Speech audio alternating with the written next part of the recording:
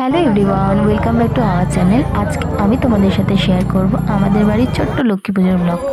তো সাথেই থেকো। দেখো, আমরা আগের দিন রাতে লক্ষ্মী পুজোর আগের দিন রাতে আমরা সমস্ত বাজার করে নিয়ে এসেছিলাম। সমস্ত মার্কেট থেকে যা যা লাগে পুজোর সময় সেই সমস্ত মার্কেটিং আমরা করে নিয়ে এসেছিলাম। এই কদম ফুলগুলো দেখো, লক্ষ্মী পুজোর দিন কিন্তু মাস্ট ইম্পর্টেন্ট, এগুলো কিন্তু লাগে। এরপর পরের দিন সকালবেলা এই লক্ষ্মী পুজোর প্রস্তুতি শুরু হয়ে গেছে। যেমন আমরা মা অনেক কিছু রান্না করে, যে রকম নারকেল ভেঙে এবার নারকেল কুড়িয়ে নাড়ু বানানো হবে, লুচি বানানো হবে, সুজি বানানো হবে, আরও বিভিন্ন ধরনের অনেক কিছুই বানানো হয়।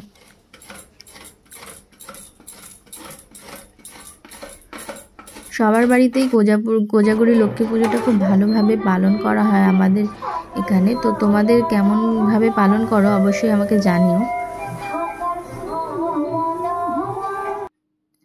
মা লুচি বানানো শুরু করে দিয়েছে, একের পর এক লুচি ভাজছে। আর আরও সুজি আরও অনেক কিছুই বানাচ্ছিল। তারপরে এরপর আমি আলপনা দিতে বসেছি। আমি অল্প অল্প করে ছোট্ট ছোট্ট করে পা এঁকে আমি সুন্দর করে একটা আলপনা দেওয়ার চেষ্টা করেছি। খুব একটা ভালো পারি না, তবে যেটুকু পেরেছি আমি সেইটুকুর মধ্যেই করার চেষ্টা করেছি। এরপর সমস্ত কিছু গুছিয়ে নিয়ে মা বসে পড়েছে।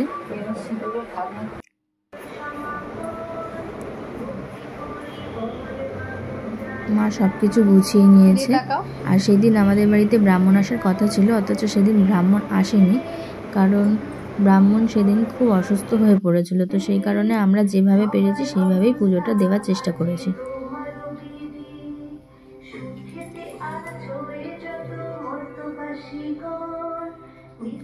তোমরা দেখো কেমন লাগছে, অবশ্যই আমাকে জানিও।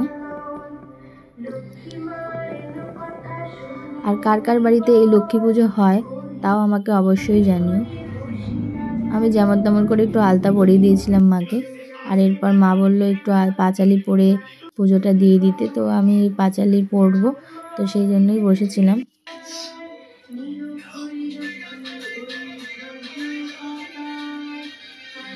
এরপর আমি পাঁচালিটা পরলাম।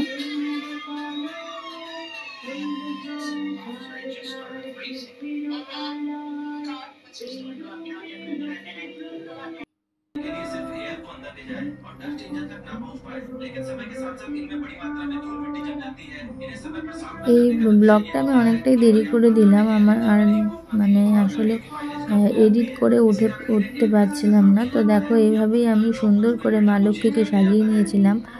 আর তার সামনে গোপু সোনাকেও বসিয়েছিলাম। দেখো কেমন লাগছে তোমরা অবশ্যই জানিও। আর ভালো লাগলে লাইক, কমেন্ট, সাবস্ক্রাইব করে পাশে থেকো। অনেক অনেক ধন্যবাদ আমার এই ছোট্ট ভিডিওটি দেখার জন্য। Thank you so much. তোমরা